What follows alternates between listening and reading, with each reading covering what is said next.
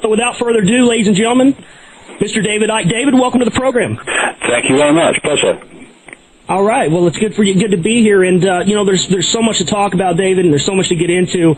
And, you're just an absolute wealth of knowledge. And I really want to get into everything today, David, and go as deep as you feel like going, Okay.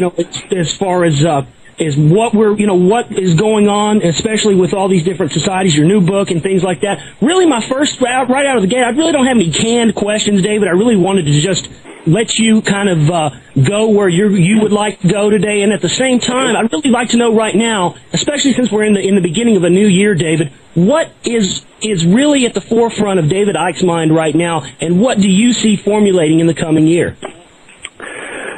Well, we're at the fork in the road, really, because there is an enormous number of people who are beginning to open their minds to things that they would have laughed at or dismissed or ridiculed not too long ago. And I've been a barometer for this because I started talking about this the best part of 20 years ago, and it was like talking to a wall for many years. I was talking to very small audiences. In fact, I went to Chicago once to talk to 8 people. I mean, I think you could sell newspapers and get a bigger audience than that. But suddenly there's an explosion of interest, and part of it is because the nature of what I'm saying is circulating more and more widely. But alongside that, there is an awakening going on where people are beginning to open their minds to things that they would have dismissed before.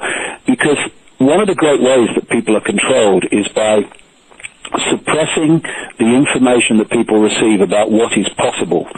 People perceive what is possible, understandably, from what they have been told is possible. And so if you can control the information that tells people the extent of possibility, then you can get them laughing in the face of things that are real and true simply because they are beyond the bounds of their programmed perception of possibility. And so minds are teasing open now, and they're beginning to see that the world is not just a little bit not like they thought it was. It's nothing like they thought it was. And people talk about the power of information. I can tell from experience that when people have explanations for these apparently, on first hearing, far-out concepts and far-out ways of explaining the world, once they have the information to back it up and to explain it in ways that they haven't heard before because the system suppresses it, then minds can open at a fantastic rate, because suddenly it's, whoa, yes, I get it, I can see it now. And the key service, if you like, that my latest book plays out is dot connecting, because, you have these children's magazines and comics where they have these pictures and there's lots of dots and you have to connect the dots and you can't see what it is, and then suddenly you connect the dots and it's a dog or it's a horse or it's a giraffe or whatever. And it's the same principle. There are all these things going on in transnational corporations, in governments, in wars in Iraq and Afghanistan and elsewhere, in additives in food, in electromagnetic pollution, in so-called global warming in terms of the cause being carbon dioxide, which is a ridiculous, provably ludicrous idea. It's the sun. And when you connect the dots between all these apparently unconnected subjects, suddenly, whoa, so that's what's going on. And so this combination of people's minds opening to things that they would have dismissed before, and we're getting more and more of this suppressive information out, that combination is devastating in terms of the number of people that are beginning to see it who couldn't see it before.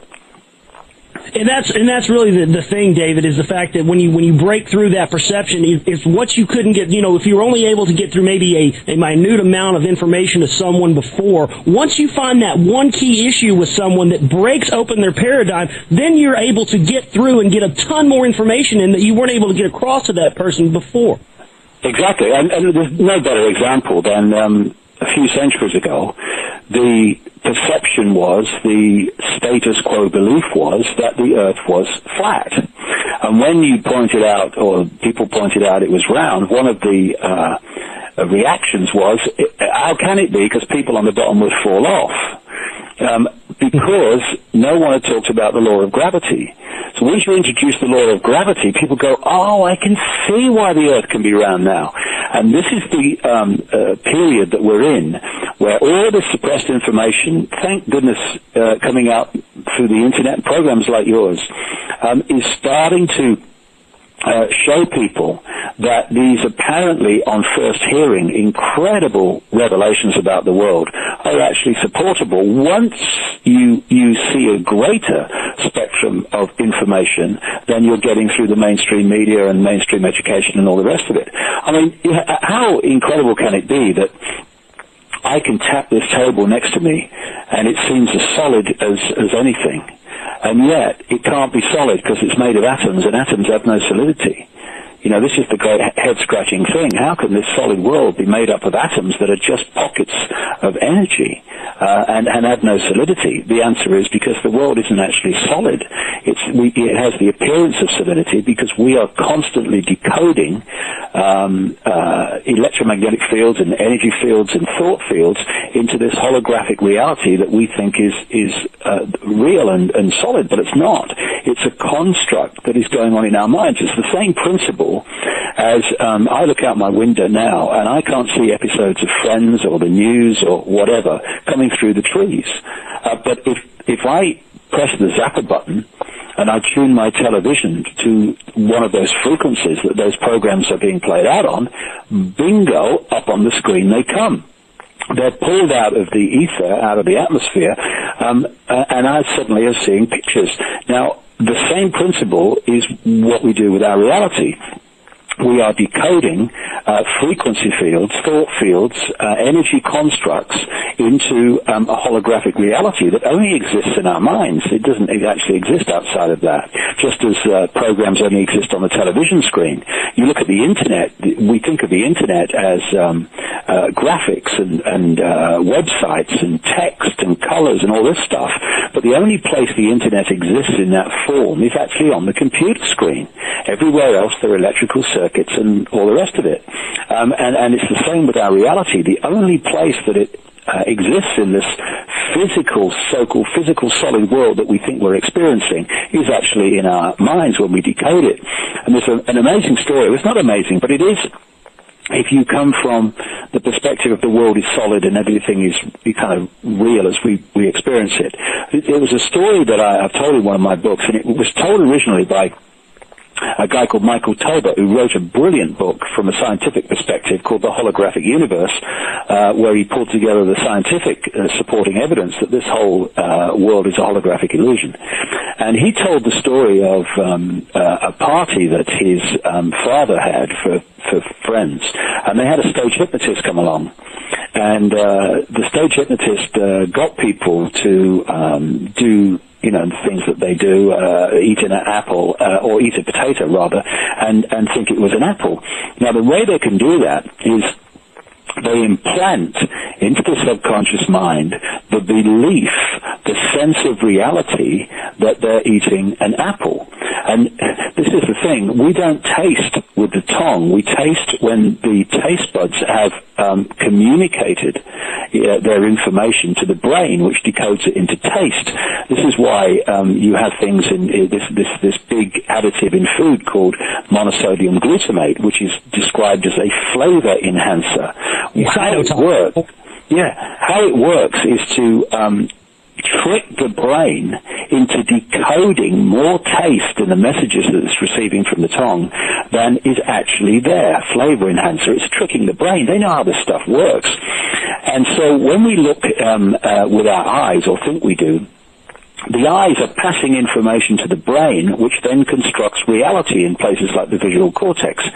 And so when people have a potato in their hand, but they eat a potato, the hypnotist is implanting the belief that they're eating an apple, and so when the electrical signal with the taste of the potato hits the brain, it is decoded into the taste of an apple, even though it's not. And once you get into the bigger picture, we we are being tricked like this all the time to believe in realities by those that in ways that we do not understand. So in this story that Michael Talbot told, the hypnotist had this guy eventually called Tom, and he sat him down and he took him through various things. And then he said at the end, when I bring you back to awakening, you're not going to be able to see your daughter in the room. At which point he brought the daughter to stand right in front of him, so he's looking right in her belly, and he goes behind her, and then he says to Tom, can you see your daughter in the room? And he's looking around, and he can't see her. And she starts laughing, and he can't hear that.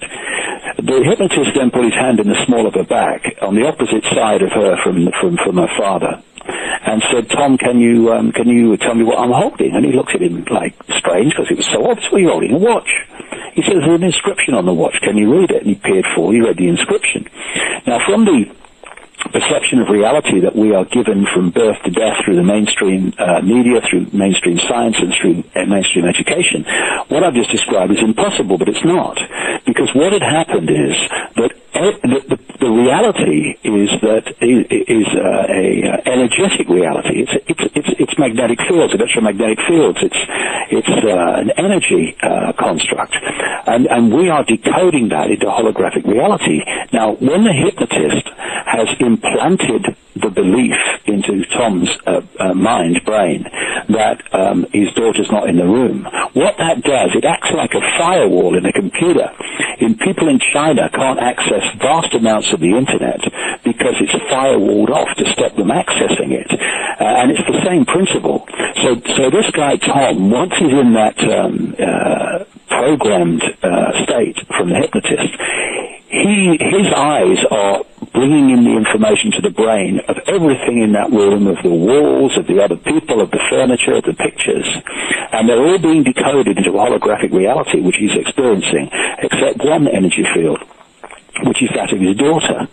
So his daughter stays in his reality at that time in her energetic state and does not get decoded into a holographic level, so therefore he can't see her because she's operating outside of his frequency range of his eyes, which is very, very small, what we call visible light. So he couldn't see her because he didn't decode her. Now, once you get into these deep, deep levels of the illusory nature of reality, and you think that there are networks of people behind the scenes in the shadows who fundamentally understand this principle of how we create reality, and through suppression of knowledge and information for centuries, right up to the present day, the population in general is kept in ignorance of this. They are in a massive, massive position of power because they are manipulating people's reality without them even understanding what the reality is, never mind it's being manipulated. And this is happening with advertising, it's happening in the media and all the rest of it. And it's happening with things like 9/11, because 9/11 is a mind game. It's manipulating vast numbers of people to believe the official story of 9/11, so their perception of reality comes from the point of view that 19 hijackers that overwhelmingly couldn't fly Cessnas suddenly manifested the ability to fly wide-body jets. And that gives them a certain perception of the world. So we must go into Afghanistan to get the person we're telling you was behind the 19 hijackers that couldn't fly. Oh, yeah, I agree with that. Oh, yeah, we support that. Whereas when you're in a receipt of a greater picture, i.e. it was an inside job, suddenly you're saying there's no justification to go into Afghanistan. And so we're being manipulated in our minds all the time to see reality in the way that suits the agenda of this shadow people network, which is to create an Orwellian global fascist state, which of course since 9/11 has been brought into being faster and faster and faster right up to the present day. And that's really the key, David, and that's what we talk about here quite a bit on the show, is you know, we cover news and things like that, but really all the news and stuff that you cover and all the things that you could talk about and what's going on and what is being brought down upon the population, all of the tyranny and etc., really, David, in my opinion, and I know I want to get your take on this, really goes back to the secret knowledge that the hidden masters have had for centuries, as you said, that is really about either the empowerment of humanity or the enslavement thereof, and they've chosen the latter. And to me, when you read the Masonic text and you read the text of the Hidden Masters, there really is no really delineation towards what it should be used for. They just give you the information, and it's really up to who it lies in the hands of how it's used. Could you speak to that? Well, that's what I've been saying for years. They talk about the occult, but the word occult really means hidden. And it's the hidden knowledge which is kept from people. And the hidden knowledge is the knowledge of reality and the knowledge of how you can change reality to fit what you want it to be. And that, of course, can be used malevolently, or it can be used very benevolently and in a very, very positive way. And you're quite right. They have, ironically, what they've done is hijack this knowledge. They use it for malevolent reasons, and then they have condemned it in the public arena as the occult, it's the devil. So it's seen in a negative light when it's actually just knowledge which can be used or abused. And they abuse it by using it to manipulate and suppress while keeping it out of the public arena. And in the new book, I've followed the history of this, because if you go back far enough in what we call time, which is another illusion of this reality, this knowledge was widely circulated, and then it started to be suppressed, and it started to be hijacked, and it was hijacked into the secret society network. And the secret society network worked in two ways and continues to do so, although it's losing ground all the time in terms of suppression of this knowledge now. First of all, it wanted to hijack the knowledge and pass it on only to those people it wanted to have it. And at the same time, it created situations in the public arena which were designed to take that knowledge out of circulation. For instance, I've got a great friend in South Africa called Credo Mutwa, who's a very famous shaman in South Africa. He's in his 80s now. Wonderful man. And he was initiated into all this knowledge well over 50 years ago. And he was telling me some years ago how when the British, particularly the British, went into South Africa and Africa in general, they, quote, milked the minds of the shaman and then killed them. So what they were doing with this colonization was to go into these countries, take their own version of reality and impose it on the people, and take out of circulation the knowledge that had been carried for literally thousands of years through the generations. And they condemned the people who carried it as witch doctors and evil and all that stuff, while they themselves were using this knowledge in a malevolent way. And wherever you go, into Asia, into South America, into Central America, into North America, you find this same process. And of course, one of the biggest expressions of it was the Inquisition. The Inquisition was overwhelmingly an exercise in identifying people who were carrying this knowledge and taking them out of circulation. But the great thing now is it's coming back, and it's coming back not least because minds are now opening to encompass it and not reject it by reflex action as they have up to this point. And this is why the whole conspiracy is in trouble. Yes, on a physical level, it appears, and it is, motoring on. We just had a news story in this country in the last few days where they're now the government suggesting that prisoners are microchipped, not even with electronic tags, but microchips under the skin, which of course is a stepping stone to microchipping everyone. So on that level, the agenda's clearly moving on. But on a consciousness level, which will eventually become manifest in this physical world, there is a massive change going on as people open their minds to a greater understanding, not just of the world, but who they themselves are. We're manipulated to identify who we are with the reflection in the mirror. I am Chuck Jones, I am Ethel Smith, when that's just an experience that our eternal infinite consciousness is having. And what they're trying to do, because they understand how this works, they're always trying to lock us in to the 5 sense level of reality, which is okay because that's the level in which we experience this world. But if it's the only level, then basically we become a boat without a rudder. We become disconnected from these higher levels of our own consciousness. And once you become disconnected from higher consciousness, then the only place you can go to for information to get a fix on who you are and what is the nature of the world you live in is information that comes into the eyes and the ears. And of course they've hijacked that through the mainstream media and mainstream science and the sources of information.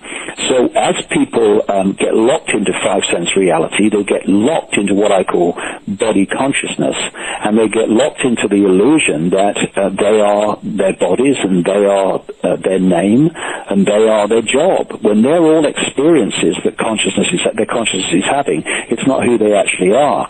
And when you start to awaken and open your mind, literally open your mind, open your energy field to a much greater level of who you are, then your point of observation starts to move outwards from the tunnel vision of 5 sense reality to a point where, if you like, you instead of staring at the brick on the wall in the town, you're now on top of the hill and you're looking down, and now you can see the buildings and you can see the streets and you can see the big picture of where you are and what you are, rather than staring at the brick on the wall thinking, what the heck is this and where am I? It's changing that point of observation that completely transforms your life, and it's happening in loads and loads of people now, and it's an exponential curve. So it's a very exciting time to be alive, though very challenging as well. And one thing I wanted to go back to real quick, Dave, because you mentioned Credo Mutua, and one of the things I wanted to go back to is, this is something I've heard you talk about, because you had an experience where Credo rolled the bones for you, and one of the things that I've heard you mention is how, you know, you have the tarot and you have the bones and you have these different incarnations of basically fortune telling, someone telling you what's going to happen by manifesting this energy. And it's interesting that how you've mentioned that this has been translated and found all over the world. And David, I really think that the secret knowledge and the hidden knowledge it's also kind of been spread out throughout the world that way. You see it appear in different civilizations in different manifest forms, but it really all comes back to the same exact thing. And that's why you see people, David, you know how people are, David. They get wrapped up in it's this group, or it's the Zionists, it's the Jesuits, it's this group. But really, it's really just a manifestation of the same energy. It's just translated through different cultures, David.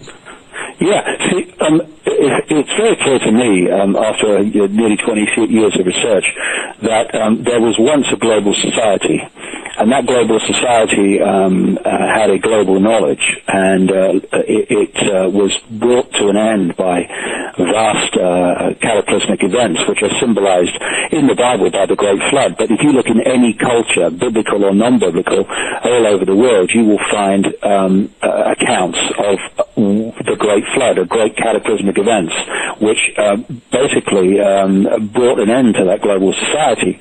There's debate on exactly when that was, and that doesn't really matter as long as it happened. You can see the theme of what I'm talking about. Exactly. And the former global society, as a result of these great cataclysmic events, was broken up into isolated societies.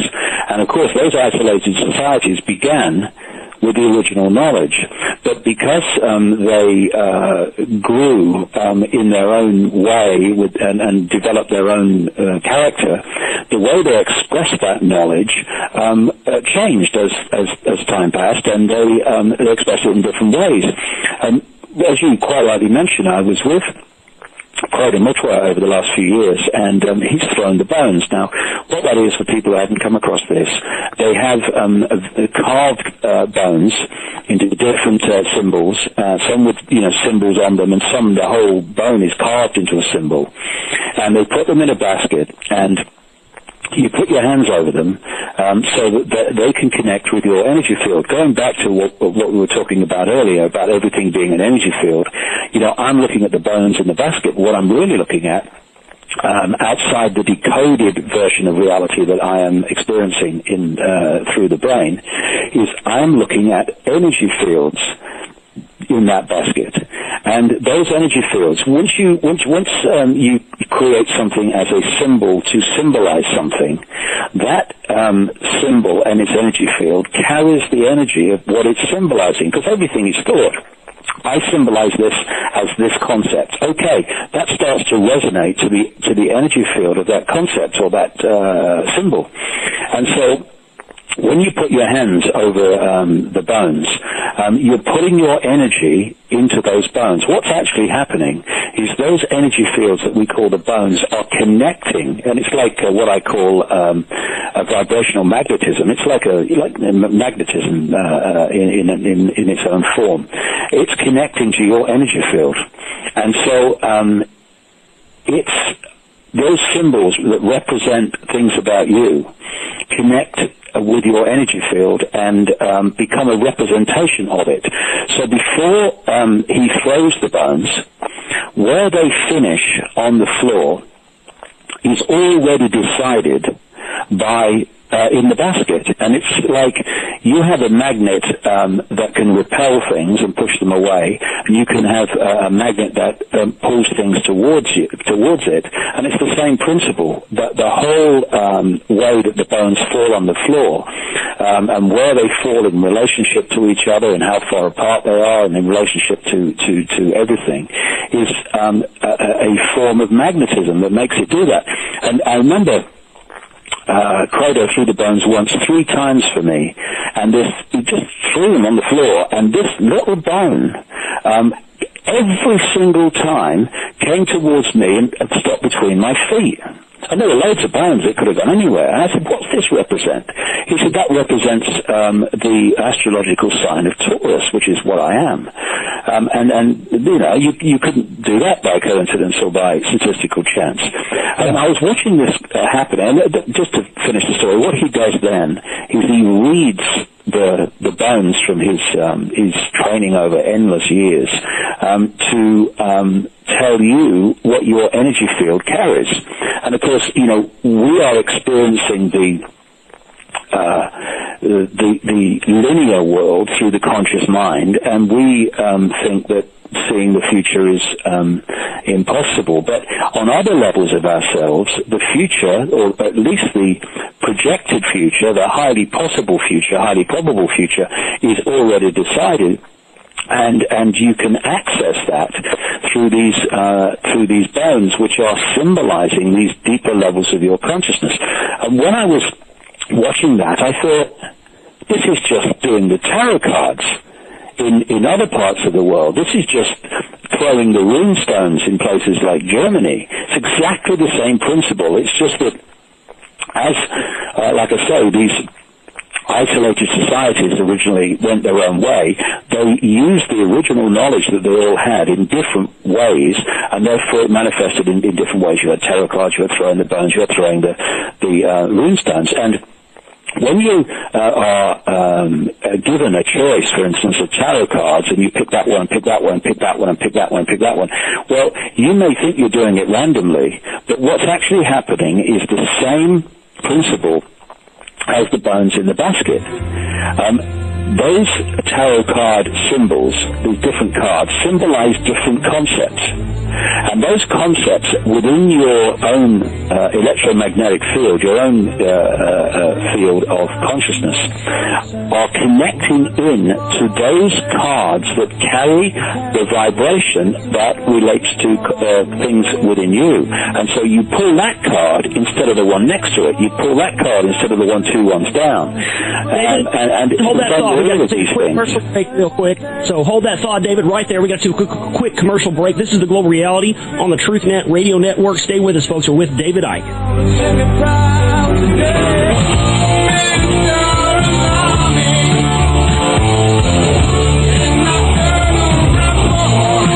Welcome back, everybody. This is is The Global Reality here on the TruthNet Radio Network. My name is Josh Reeves. Glad each and every one of you could join us for the show today. Joining us for a conversation today here on the program is Mr. David Icke, author, lecturer, and spiritual journeyman. His new book is The David Icke Guide to the Global Conspiracy and How to End It, and you can check that out at davidicke.com, as well as many of his other presentations. And if you're in one of our UK listeners, he has a presentation coming up again at the Brixton Academy, May 24th, and tickets are on sale now, and they're going fast, and there is some still available. But you know, I got to tell you, from the presentations I've seen on his DVD, if you're in that area, if you live in the UK, you do not want to miss this presentation. And I look forward to hopefully seeing this presentation on DVD eventually. And before the break, we were talking about Credo Mutwa and the bones and the different representations of the energy. So please continue, David. Take that into everyday life. It's the same principle happening.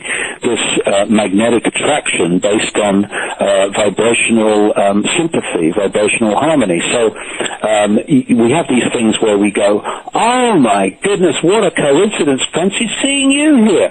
Or, oh, do you know something? I was just going to go across the street to that shop, but something told me, no, go into this one, and here you are. It's because there is a vibrational connection which is pulling you together on a deeper level, which the conscious mind is not aware of. I've had so many people tell me over the years, and this happens to other authors too, but people have told me over the years they've gone to a bookshop and one of my books has just fallen off the shelf in front of their feet. And how does that happen? It's a magnetic connection. If someone is seeking to get more knowledge and to understand more about themselves and the world, then what happens is they make a vibrational connection with that knowledge. And this is why when people start to open their minds and they make a conscious intent, I want to know more about the world and myself, and I want to understand what it's all about, they start to make a vibrational connection to the knowledge. That can manifest as walking into a bookshop and making a vibrational, magnetic connection with the energy field of the book, which carries that knowledge, and pulling it off, thinking it's a miracle when they're actually doing it themselves on an energetic level. Or it could be finding themselves through a series of coincidences, meeting people who have information that they need to know, or going the wrong way down the road on a journey, which I've done many times, and thinking you've made a mistake. Oh my goodness, I've gone the wrong way. Why didn't I read that road sign? But as a result of going the wrong way, you walk into knowledge that you wouldn't otherwise have got, and you think you've made a mistake by misreading the road sign. No, you're following the flow of the energetic connection with that knowledge which is taking you there. And when I had my extraordinary experiences in the early 1990s, that's what happened to me.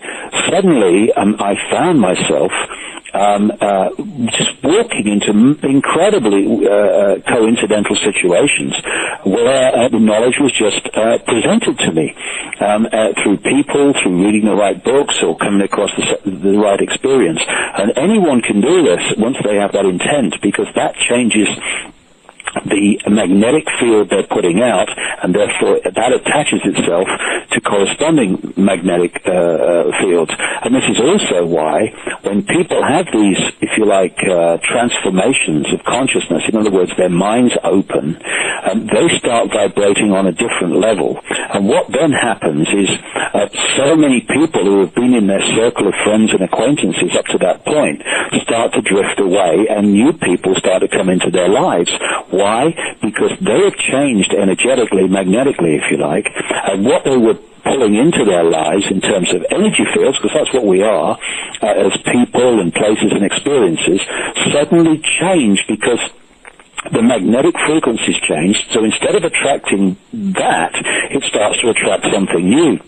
Now, of course, if you're with a partner or whatever, and they are opening their minds in the same way that you are, then the connection will be retained, because you move and transform into new frequency levels, and therefore both of you will continue the connection. But if the partner doesn't, then you find partnerships and relationships coming to an end when one partner opens up and the other one doesn't. It's no one's fault. It's just that magnetic connection has changed because what the frequency of the connection you're putting out has changed. And this is why people's lives are transformed once their minds transform, because of they're suddenly electromagnetically connected or attracted to other people, places, and events.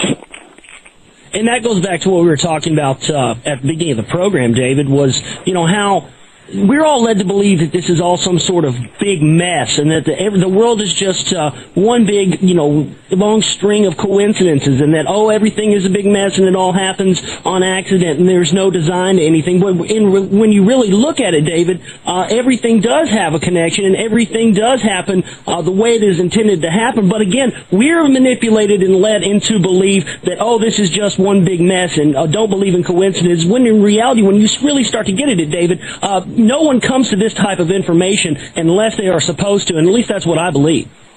Yeah, well, the thing is that anyone can come to this information if they open their minds to it. If they don't, then it's just going to pass them by. It's going to be connecting with other people who are opening their minds to it, whereas the others are just going to go on connecting with everyday life as it was before because they're still putting out the same, therefore they're still attracting the same. It's like the old line, if you always do what you've always done, you'll always get what you've always got.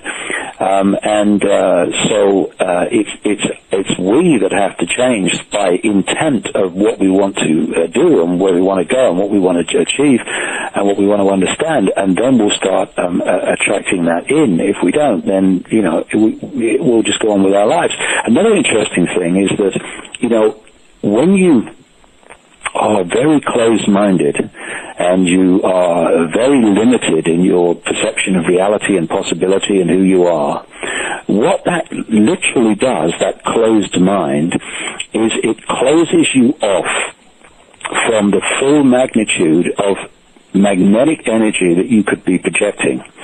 And what you get with these people is they say things like, nothing ever happens to me, my life's so boring, nothing ever happens to me, nothing interesting. You'll say to them, well, what do you want to do with your life? Well, I don't know, really. Well, I don't know, really translates as, my life's ever so boring, nothing ever happens. Why? Because what you're putting out, you're getting back.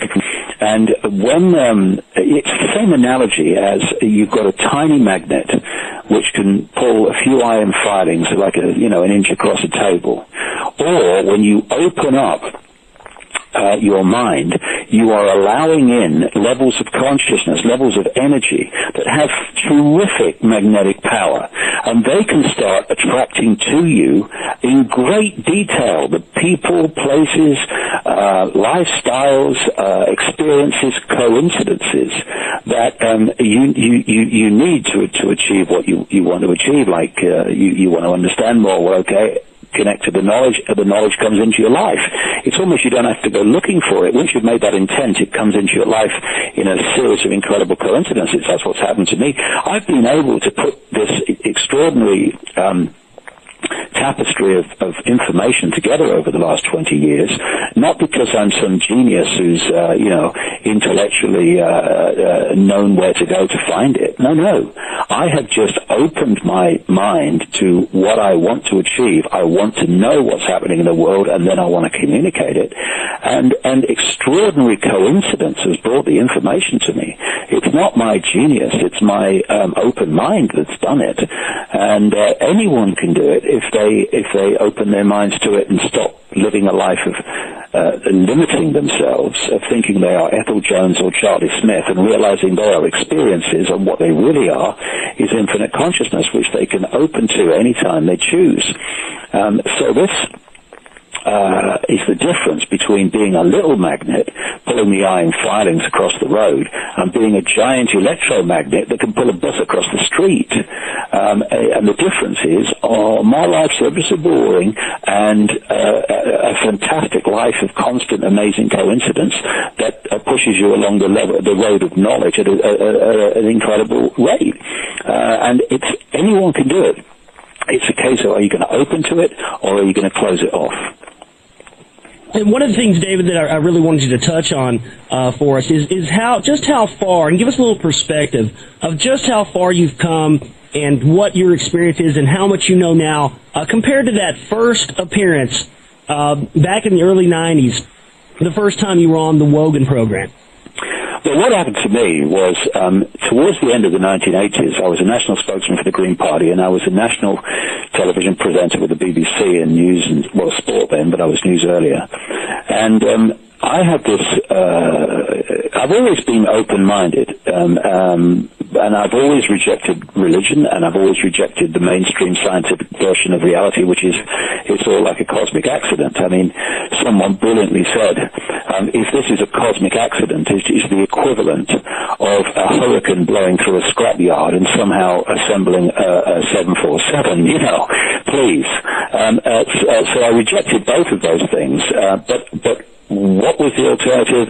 I had a life to get on with. And then through the 80s, particularly in the second half of the 80s, I started to open my mind to these questions. And I started to want to know, consciously want to know the answers.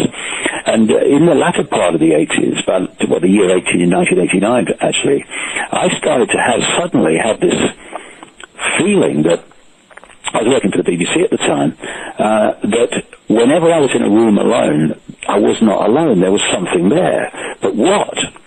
And this went on and on and on through 1989, to the point where I was working for the BBC, and I was in a hotel in London called the Kensington Hilton, and I sat on the side of the bed in this room on my own, and the sense of a presence in the room was so tangible by this time that I said into the ether, listen, if there's something there, would you please contact me, because you're driving me up the wall. Then about 2 weeks later, maybe 3 weeks, not long, I'm walking, I'm playing football with my son down the seafront in this town where I live, and we were going to go up to the cafe on the railway station on the seafront, have a bit of lunch, and we got there and it was packed, so there was nowhere to sit, and we were going to go up in the town when a railway worker came across and started talking to me about football or something. And after the little conversation, I realized my son, Gareth, it was then, Jamie, my youngest son, had gone missing, and I knew he'd be in the newsagent, the news shop on the station, reading the steam train books, which we both like steam trains. So I walk into the shop, and there he is, yes, with a steam train book in his hand. And I just said to him at the entrance to the shop, come on, Gaz, we'll go up the town and get some lunch. And as I turned to go, it was like two magnets that pulled my feet to the ground. My feet would not move. And all this is new to me. This is the first conscious step that something, apart from the presence, that something in my life is changing dramatically. And as I was thinking, what the heck is all this about? I heard this clear voice pass through my head, which said, go and look at the books on the far side. Now, on the far side of this, and of course my initial reaction was, where the hell did that come from? But the books on the far side were like what we call in this country Mills and Boon books. They're like romantic novels about perfectly formed English roses having relationships with perfectly formed, soldiers and stuff like that. Right. I had no interest in those books whatsoever, but the only place my feet would move was towards the books.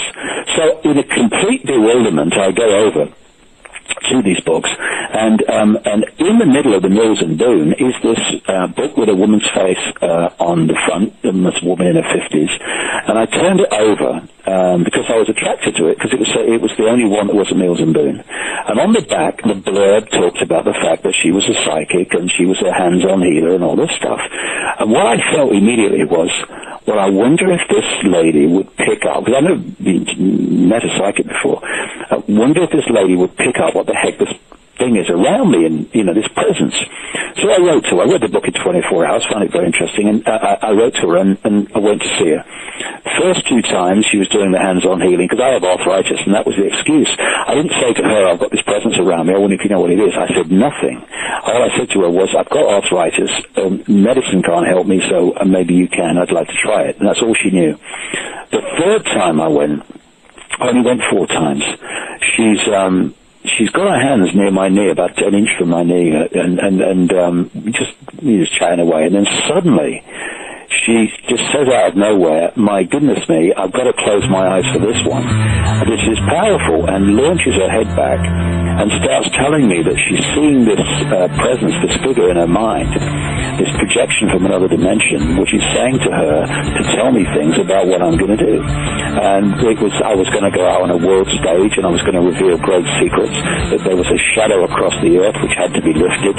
There was a great story that had to be told so people understood what was happening in the world. And so it went on, and from that moment, my life started to dramatically change. Stay right there, David. Stay right there, David. We've got to take another break on the top of the hour here. Come back. We're joined by David Icke on the Global Reality here on the TruthNet Radio Network. Folks, don't go anywhere.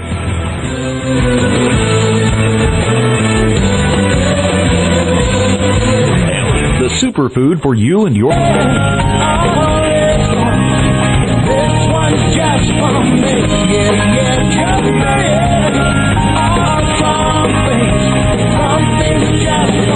Welcome back, everybody. Here in the second hour of the Global Reality here on the TruthNet Radio Network. My name is Josh Reeves. Glad each and every one of you could join us for the program today. And joining us for our conversation today is Mr. David Icke, and we're so glad that he's with us today. And before the break, we were discussing, just how far David has come since his initial appearance on the Wogan Show back in 1991. He was relaying some of that information. So, David, go ahead and continue, sir. Yeah, what happened after I'd had the experience with the psychic, that you've got to go on a world stage. And one of the things that she said, this is in the spring of 1990, was that I was going to write 5 books in 3 years on these subjects. Well, I'm looking at her and going, you're having a laugh. I know nothing about these subjects. Well, when I'd written my 5th book, I remembered that, and I went back, and it was 3 years to the month that the 5th book was written and finished. And so experiences started to happen, and coincidences. One of the things that happened shortly after that was the BBC decided not to renew my contract. So suddenly I was out of work, and it meant that because I'd always lived, and still can absolutely live below my income, because I live a simple life, and I don't want all the big cars and the big houses and all that stuff. I mean, good luck to those who do, but I don't.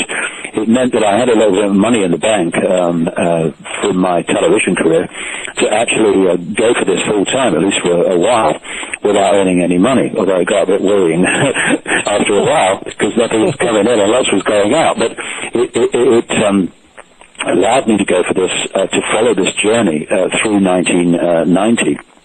And I wrote a book called Truth Vibrations, which, funnily enough, way back in 1990 when I wrote it, was actually named because I was told that there was a vibrational change coming in my lifetime that was going to wake people up in greater and greater numbers. That's why I called the book Truth Vibrations. And my goodness me, look what's happening now, as we've discussed, and it's happening just as I was told it was going to happen. Anyway, I wrote the book and sent it off to the publishers in late 1990, and suddenly I started getting this overwhelming feeling that I had to go to Peru. Why Peru? It's just extraordinary. I'd never been to Peru. I never thought about Peru. Peru. I would walk down the street and I keep seeing pictures of Peru, or holidays in Peru, and cool. What? And I bumped into this other psychic lady, and she said, "Have you ever thought of going to Peru?" I was thinking, not you and all. So just purely on intuition, and with my money running out by this time, I got on a plane to Peru, and I headed for Lima. And it was funny because I got to Lima, and I had really no idea what I was going to do, or anything was going to happen. And it was 5:20 in the morning. The plane landed, and I walk into the baggage area to get my bag, and I go up into the upper departure lounge area to just to see what the heck do I do now? And I'm standing there with my case, thinking, what now? Then out of this crowd of people, because the airport was packed even at that time of the morning. This fellow came up to me speaking English. Obviously, he's on a commission, and he said, "Where you go?" I said, "I don't know." And I looked up at the departure board, and I saw Cuzco, a plane to Cuzco, which is the center of the old Inca civilization I later learned. I said, "Cuzco." He said, "You had a ticket?" I said, "No." He said, "You have a hotel?" I said, "No." He said, "Well, I'll get you a ticket and a hotel." So while he's doing that, I'm looking up at the departure board, and it was 6:20 the plane went to Cusco, and I thought, I've got no chance, because when he got my ticket, we walk up to the check-in, and it's a massive queue. And I go to the back, being English, back of the queue, and this guy said, no. He takes me down the front of the queue, gives my details to the check-in person, who actually stops checking in the person they're checking in, checks me, and obviously they're big mates. So less than an hour after arriving in Lima, not knowing where I'm going to go, what I'm there, apart from the intuition I need to be there, I'm walking across the tarmac to get on a plane to Cusco. And a series of amazing coincidences happened over a period of 3 weeks that gave me some wonderful experiences. And one of the example was someone found me a Peruvian guide when I first got to Cusco, and I went round the next morning. He was going to take me to places like Machu Picchu and all the rest of it. I went round to his house, and I knocked on the door, no answer. So I tried the door, and it opened, and I walked in. Hello, anybody there? And I found him asleep on the floor. And he kind of opens his eyes slowly and doesn't say hello. He says to me, "Did you have any dreams last night?" I thought, well, that's an introduction. I said, well, actually, I did. And I did. I had this big, vivid, technicolor dream that one of my two middle front teeth had fallen out. So I told him this, and he said, "Is your father or grandfather still alive?" I said, "Well, my father is." "Why?" He said, "Well, that's symbolic of your father or grandfather dying." And I thought, well, this guy's going to be a bunch of laughs for the next 3 weeks. But the next time I got a call out of Peru, which was about 3 or 4 days later, maybe a bit longer, my father had died back in England at that time, that I'd had that dream. And that was the kind of amazing kind of, a quote, paranormal experience that I had all the way through this 3 weeks in Peru, which was constantly teasing my mind open. But the big moment that completely transformed my life was when he had taken me down to a place called Puno, which is in southern Peru, not far from Lake Titicaca, and he booked us in to this hotel called the Siustani Hotel. And the Siustani is named after an Inca ruin site about an hour and a half's drive away. And there's pictures of this place all around the hotel for obvious reasons. So I kept saying to him, "I want to go there, I've got to go there. I get this strong feeling I've got to go there." "Oh, no, it's very, very expensive." I thought, "I don't care, I've got to go there." So eventually, he hires this tourist bus with windows in the side, and me, him, and the tourist bus driver go off to the Siustani, and it's beautiful. It's in the middle of nowhere. There seem to be mountains on every side in the distance, and it's a lagoon, and there's this hill, and all the ruins are on the top, and the only people there are two children with a llama for tourist pictures, but there were no tourists.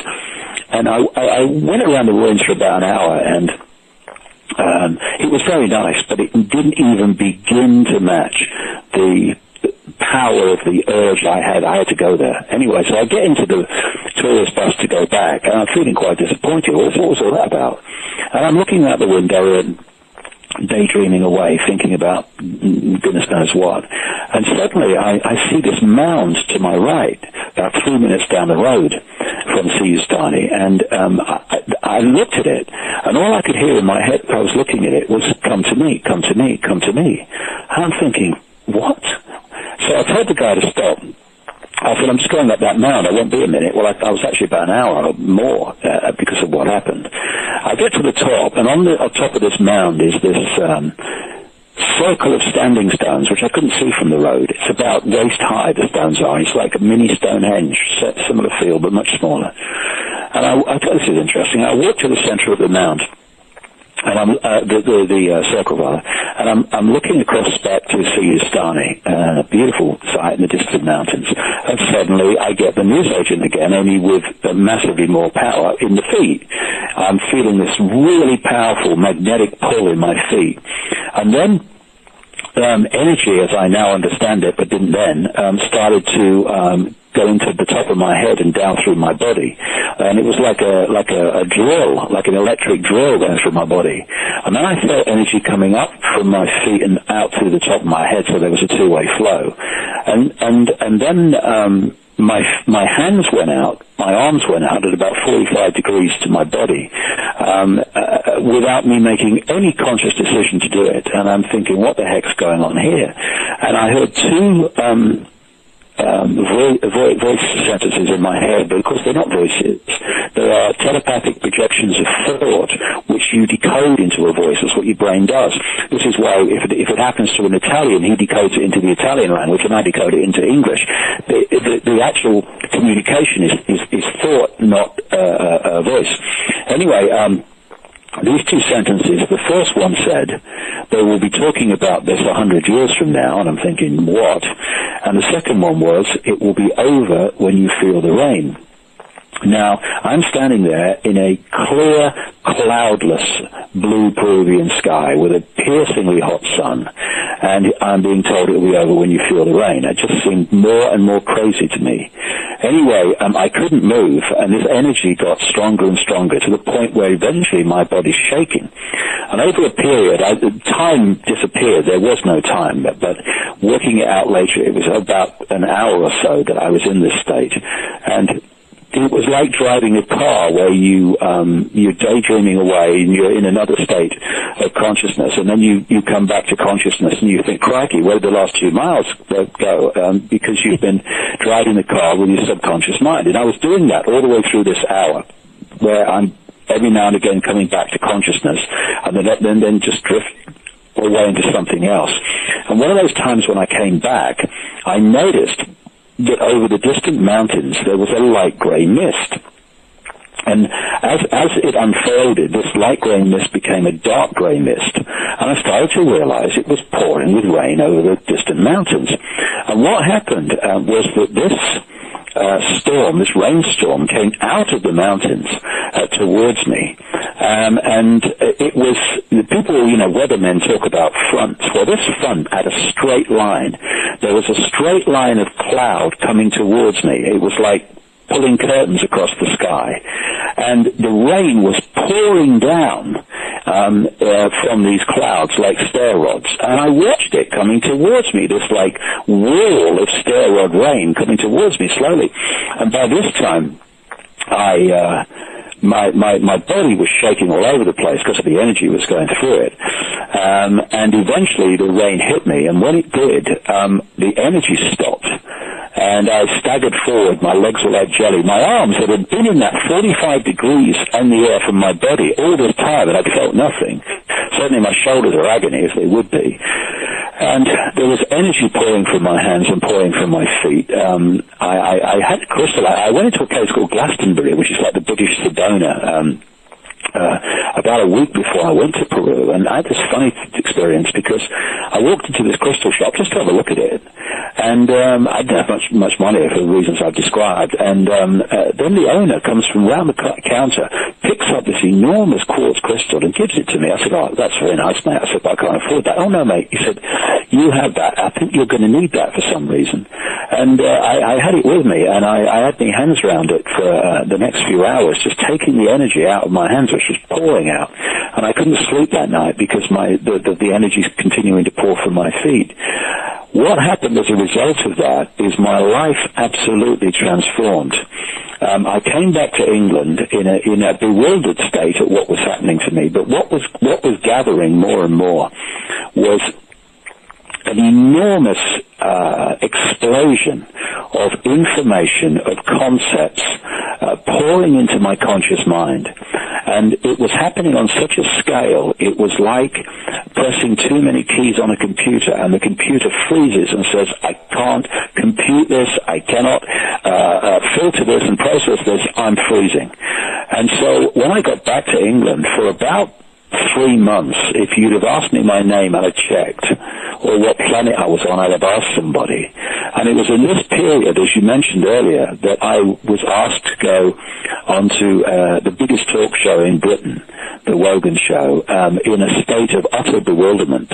And what I did was, as a result of it, because I was a well-known person because of the television presenting, and suddenly this guy who was introducing the sport and the news was talking about these far-out things, and basically I became an absolute figure of national ridicule. I mean, comedians only have to say my name, no joke necessary, and they get a big laugh. I would go down the street, and people in the street would be laughing at me. I remember once I stopped the car at some traffic lights, and I looked at the car next to me, and the whole family next to me in the car were in hysterics just because I was sitting there. And you know, you think on the conscious level that that's the end of it. You know, that's the end of me. But something deeper kind of knew, goodness knows how, that this was leading somewhere. And what I realized with hindsight is that what I was being put through was an experience, an extreme experience, which was to remove these layers on the onion, these onion skins that we put around ourselves, this need to be respected, this need to be liked, this need to conform. And the mass ridicule freed me from the biggest prison that most people live in, which is the fear of what other people think. Because, I had a thing when I was in television, I'd like people to like me, and I don't want people to laugh at me and all that stuff. But once I'd been through this incredible experience of mass national ridicule, it just set me free of this fear of what other people thought. And that was absolutely essential to what I've done since, because you don't kind of put out the things that I do in my books unless you are disconnected from fear of ridicule and condemnation.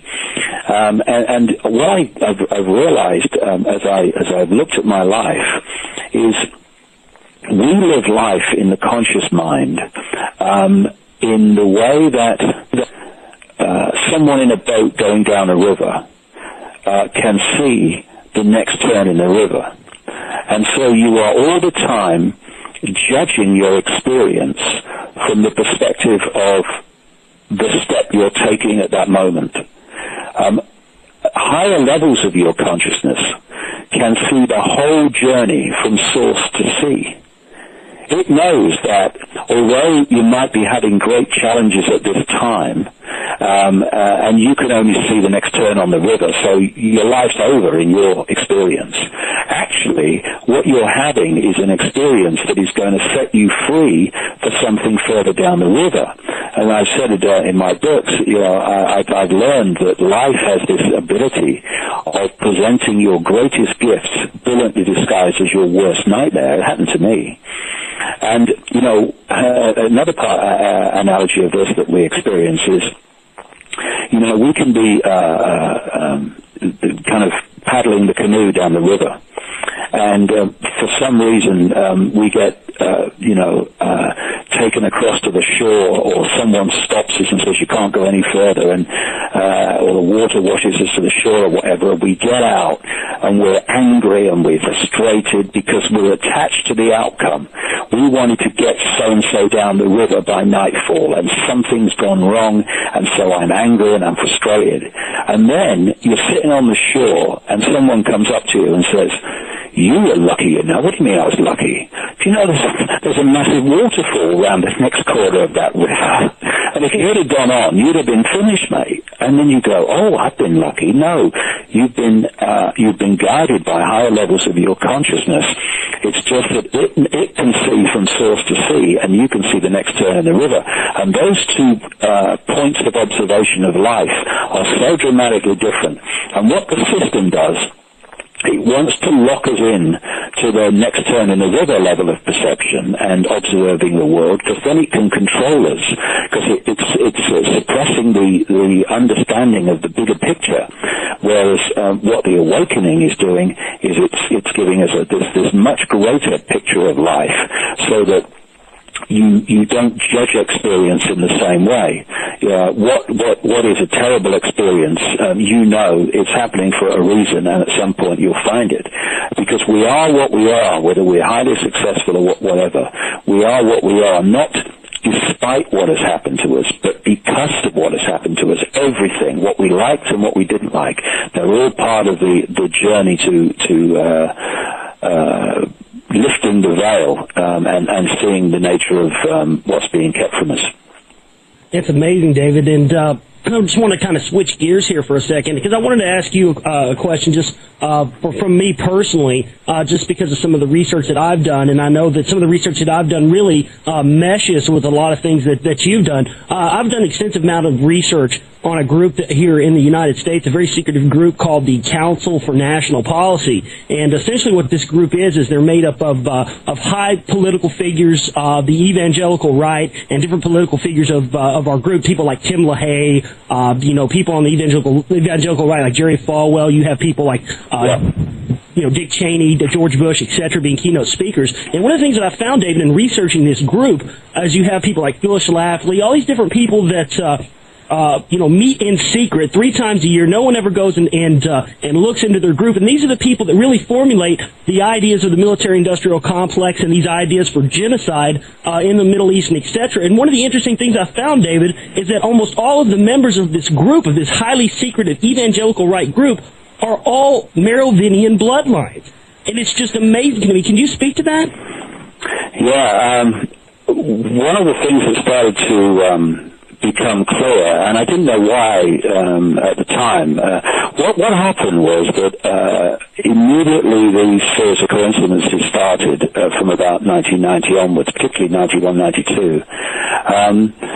I started through coincidence bumping into people, places, experiences, information that showed me that the world was controlled by very different forces to what it appeared to be.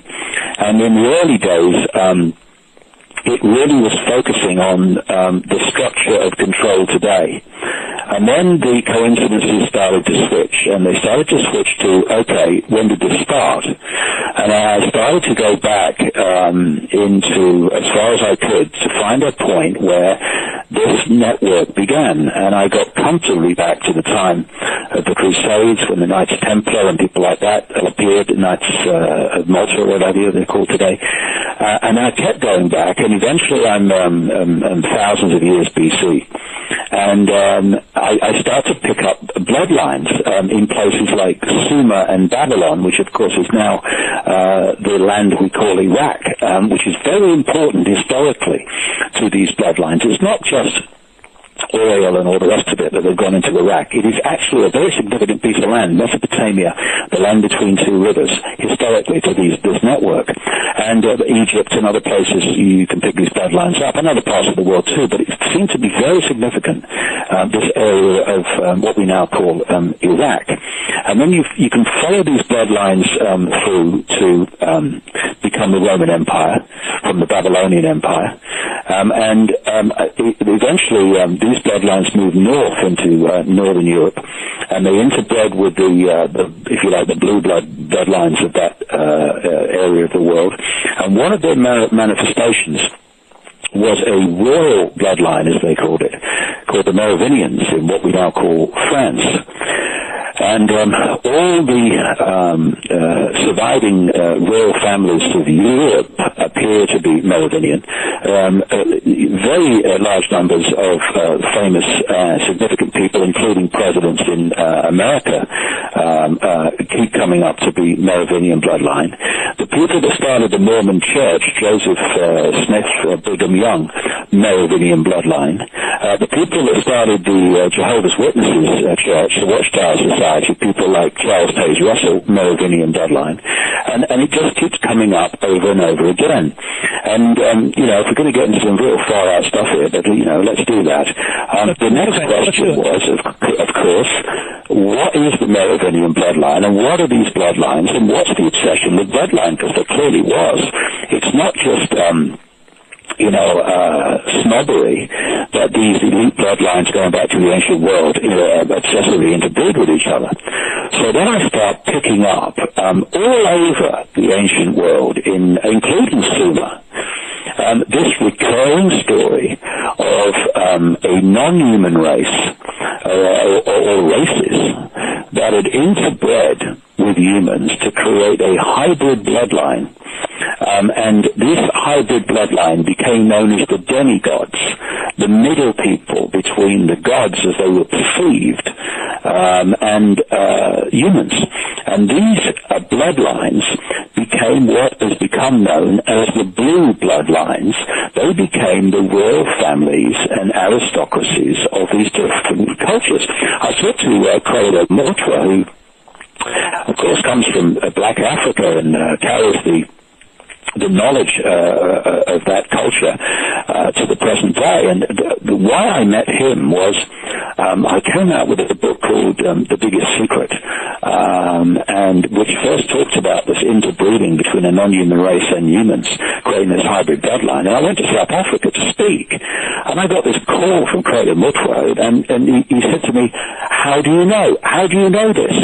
How do you know it? And I said, well, I did research and people I've met all this. And he said, well, I was initiated into the knowledge of what he called the Chitahuri, which translates as the children of the serpent or the children of the python, 50 years ago. And all that's in your book I was told about in my initiations. So, and I found this all over the world, the same recurring story keeps coming up, and ancient and modern. And these bloodlines claim the right to rule because of their DNA. And this is where we get the age-old theme of the divine right to rule. What is that? The right to rule because of your DNA. The Chinese emperors, the ancient Chinese emperors, used to claim the right to be emperor because of their genetic connection to what they called the serpent gods. And today, 2 hours from where I'm sitting in Buckingham Palace, we still have a head of state in Britain for no other reason than her bloodline, her DNA. That's why she's queen and no one else is. So I started to appreciate that, this bloodline had great significance. It's a different DNA. And funnily enough, I met a guy years ago called Stuart Swerdlow. I've met a number of times since, who was in the Montauk Mind Control Project, of which there was a number of books about it. And he learned about this human, non-human hybrid bloodline from the inside when he was in the Mind Control Projects in Long Island, New York. And he said to me, he said, the reason they call them blue bloods is because their DNA, their blood, in what they call the oxidation process, because it's got a higher copper content, it turns a bluey-green color more than, the rest of the population does. And that's where the origin of blue bloods come from. Anyway, these bloodlines expanded their power out of Sumer and Babylon and Egypt into the Roman Empire eventually, then into Northern Europe, where they eventually became the royal families and aristocracy of Europe. And when the people started to resist this overt, in-your-face dictatorship by royal imposition, and they demanded democracy and voting and stuff, these bloodlines moved out of the royal lines only, and they went into what I call the dark suit professions of politics, of business, of banking, and they took over all these institutions of power. And this is why you find, and also what they did, for what you mentioned earlier, with people like Falwell, is they became the major people in the religions of the world, because this network is not bothered if you completely have a belief system for Judaism, or you have a belief system unquestioningly for Islam or Christianity or Hinduism. They're not bothered which your belief system of choice is, so long as you have one, because belief systems will limit you and stop you being the true magnitude of who you are. So what you find, and what you pointed out with that group, is absolutely classic. You find that they have a system of pyramids within pyramids. This is the structure they use. It's like Russian dolls, a smaller doll inside a bigger doll. They have a small pyramid inside a bigger pyramid inside a bigger pyramid. So you'll have a bank, and you'll go into a bank and you'll hand your check to the person behind the counter. The person you're dealing with won't have a clue what's happening in the bank manager's office behind them. He won't know what's happening at the next level of the bank, and he won't know what's happening at the next level of the bank, because it's a pyramid. The mass of the people who work for that bank are in the bottom of the pyramid, and then as you go higher and higher, you meet fewer and fewer people. But as you go higher, they know more and more about what the bank's agenda really is. The rest of the people are just going in, doing their job, and going home. The only people that know how it fits together are the people at the top. And this is the same with transnational corporations, banks, whatever. And these pyramids go into bigger pyramids and bigger pyramids until there's one that encompasses the whole of the banking system, the whole of the transnational corporations, the whole of the religions are pyramids within pyramids. And so they're all being used to manipulate and suppress the population. And that's why you have representatives of all these different pyramids and sources of suppression meeting around a table in these secret groups, because they're all chasing the same agenda. Hold right there, David. We got to take a quick break. Hold right there, David. We got to take a quick break. This is the Global Reality on the TruthNet Radio Network. We're joined by David Icke. Stay with us. This is the Global Reality here on the TruthNet Radio Network. My name is Josh Reeves, and we're glad each and every one of you could join us for the program today. Joining us for a conversation is David Icke. His new book is The David Icke Guide to the Global Conspiracy and How to End It. Please go to davidicke.com and check out all his fine materials there. He also has a David Icke Club that you can join, where you get newsletters and that kind of thing. And I suggest everyone go and check out his material, especially the 3-disc DVD, Freedom or Fascism. Is just one of my absolute favorite all-time presentations. So please check that out. Before the break, we were discussing the Merovingian bloodline and really where this knowledge of enslavement really comes from, and how it's used in this day and age through the current controller. So, David, please continue. Well, what they've done as the centuries have unfolded and they've gathered themselves more and more power is they've built this global structure of pyramids within pyramids. So eventually there's the pyramid that encompasses all the other pyramids, which means that if you go to the top of the religions or the top of the transnational corporation network or the top of the pharmaceutical company or the top of the oil cartel or the top of the military or the top of the political world or the top of law enforcement, etc., you eventually meet the same people. It's interesting because of this pyramid structure. You don't need to have many people in a pyramid, in an organization, that are knowingly manipulating to control the whole system. For instance, in the police, you don't need to control every policeman. You just need to control those levels of the police that decide if something's going to be investigated or it's not. If someone's going to be targeted or if they're not. If you control those positions, then the policemen just do as they're told, the lower ranks. And it's the same with social services, with the abuse of children.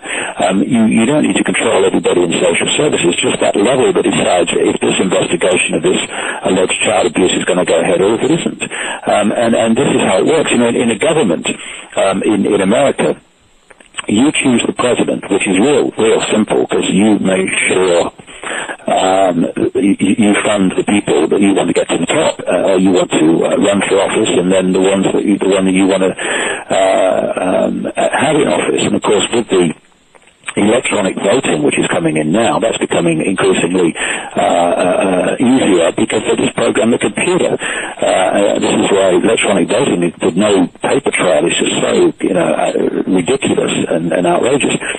So what they're doing is putting their people, either those who knowing about the agenda and supporting it and working for it, or those who are just placemen and women who are just used as puppets, in the positions of power where they're making the decisions in all these different institutions that decide what the policy and direction of that institution is. And what they want, of course, and what they've been working for all these centuries, is centralization of global power. It's very simple. If you're the few, and compared with the global population, the ones in knowing manipulation are very, very few. But if you want the few to have control over the many, you have to centralize power, decision-making. So what we've seen in all areas of our lives, whether it's business ownership, media ownership, governments, whatever, with the European Union and these other groupings of countries, we've seen the incessant centralization of power. So fewer and fewer people are making decisions that affect everyone else. And there's another expression of this. The more you centralize power, the more power you have to centralize even quicker. And this is why the speed of centralization has got faster and faster and faster, to the point now where it's breakneck. And they've created a situation where they have the same structure within their secret society network as a transnational corporation. They have their headquarters, which is overwhelmingly in Europe, not European governments, the center of the secret society network for historical reasons. And that headquarters, that spider at the center of the web, if you like, dictates the policy for global control and global dictatorship.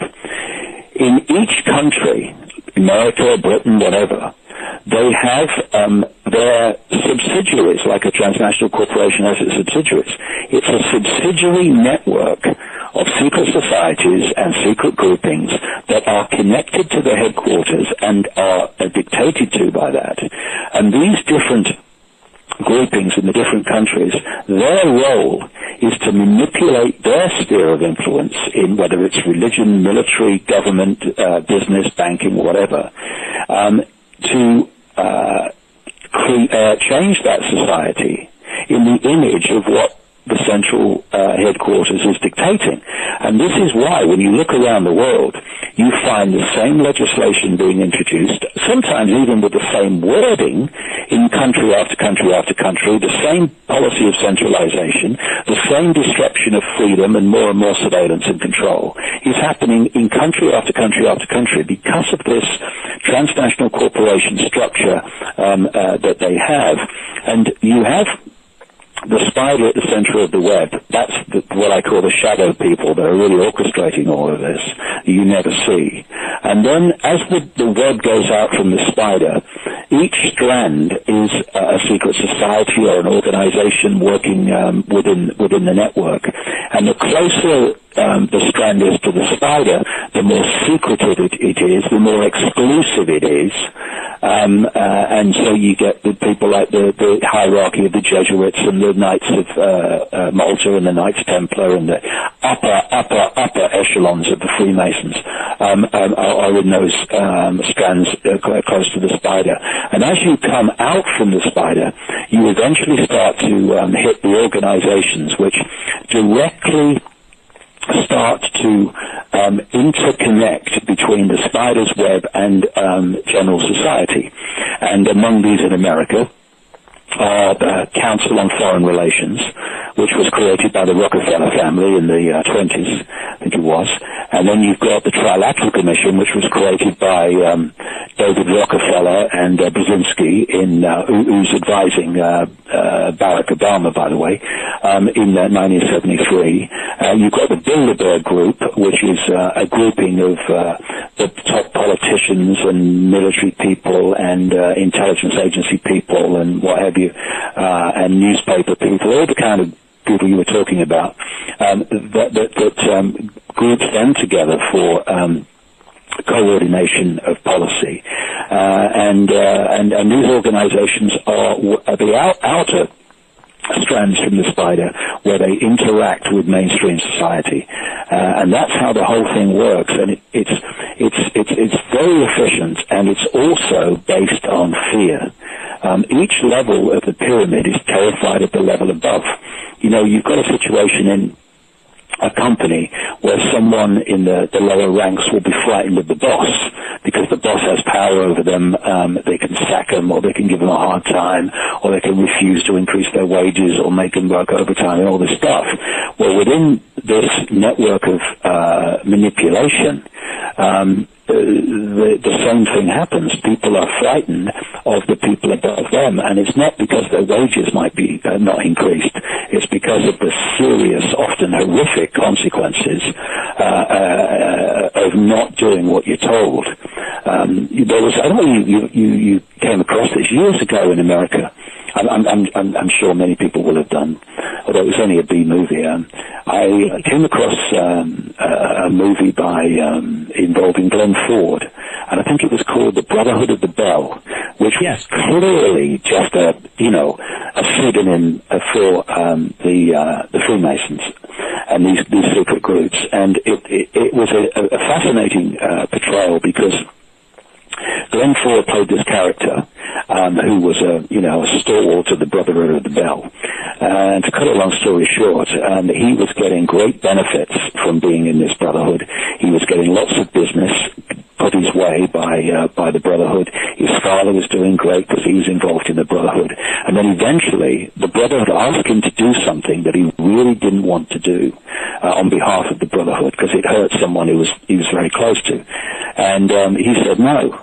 And I remember there was a scene where the leader of the Brotherhood turns up and gives him the facts of life, which is you get the benefits of being in the Brotherhood, but for those benefits, we have unquestioning compliance with what we say. And this is how the whole thing works. So once you get in, it's much more difficult to get out. It's like they say, join the CIA is dead easy. Getting out's the challenge. And these pyramids of fear keep people in place and keep them doing what they often would rather not do, but they know the consequences of not doing it. So fear is the cement that holds the thing together. David, well, one question that I really had that I wanted to ask you about was really, what we're moving towards and what, you see it transpose and you see it really take on forms in different societies. But really what I wanted to get your take on, David, is it's really kind of a two-part question, but really what we're heading towards with the galactic alignment of 2012. And the possibility is there ever a chance that we may be able to get this secret knowledge into the hands of good souls and people who actually want to use this for the empowerment of humanity? Well, I think to answer the last question, I think it's inevitable. Because these manipulators are powerful in a sense, but they're only powerful in this sense. They themselves live in a box. They're not fully open, multidimensional consciousness, because if they were, they would never have any thought of doing what they're doing. They're in a box. They're in a very imbalanced state. The way that from their box, if you like, from their limitation, they can control the population is simply to manipulate the population into a smaller box than they're in. In other words, a smaller level of awareness of reality and all these other things we've talked about than they have. Once the population starts to open up to the true magnitude of who they are and starts to manifest that in their everyday lives, then the other box people, the manipulators, their power is taken away, because this is why they work so hard on so many multi-levels to keep us in a box. It's not just suppressing information and surveillance and all the rest of it. It's additives in food, it's additives in drink, it's electromagnetic pollution, because the body is a biological computer which we use to experience this reality. And if you take the analogy of a fantastic computer operator sitting at a computer, it doesn't matter how good he is, how intelligent he is, how aware he is, if a computer is not working, he is not going to get his genius through that computer. And so one of the levels that they target is the human body. So the human body is an electrochemical phenomenon. It's an electrical, electromagnetic, chemical construct. And so what they're doing is hitting us with electrical, chemical through food additives and all these other chemicals in society, and electromagnetic pollution and distortion to distort the balance and therefore the efficiency of the body, mentally, emotionally, and physical, so that consciousness can manifest its full potential through the body. So the very fact that they, as I've said before so many times, the very fact that they are hitting us on so many levels, in so many ways constantly, is testament to the genius and magnitude that we are. And I always use this analogy. We are in an unnatural state because our natural state is multidimensional, infinite connection. So it's the same as if you have a ball floating on the top of a tank of water. That's its natural state, floating on the top. To hold it in an unnatural state, you have to push it up to the bottom of the tank, and you can't then let go and walk away. You've got to hold it there. And in terms of this manipulation, you've got to keep bombarding the population with as much suppression on all these different levels as you can, because once that suppression is removed, then we immediately go boom, like the ball, back to our natural state. And so what I feel is happening is that these manipulators, these shadow people that are behind it all, they completely understand that there is a vibrational change taking place, which is waking people up, and that this, I don't think 2012 is an hour of a day of a month when everything changes, but I think it does represent a window of time when this vibrational change is going to reach such proportions that there's going to be a vast awakening. I've thought for some time that this panic, because that's what it is, this panic to impose the Orwellian state as fast as possible. I mean, the panic to try to invade Iran and find an excuse for it is almost laughable now. They're panicking to push this on because they're trying to get microchipped people. That's the biggest reason for microchips is not even surveillance. It is to hold down, by having access to the human body, the ability of people to awaken and increase their vibrational state.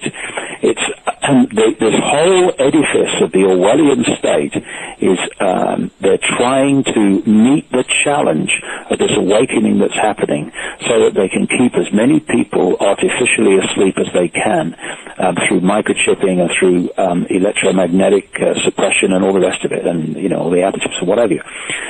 So we're at the fork in the road where the immovable object, which thinks it is but isn't, which is the manipulation and the desire for global control, is coming face to face with the irresistible force, which is this awakening that's taking place. And we're in a period now where it seems that the irresistible force is in control because we're seeing more and more of the Orwellian state coming in. But that's just the lag time, if you like, where that it takes for a consciousness state to become a physical reality. And so as people wake up, as it happens more and more, we're going to see that lag time change in terms of the physical manifestation to the point where this control is going to start to lose its grip.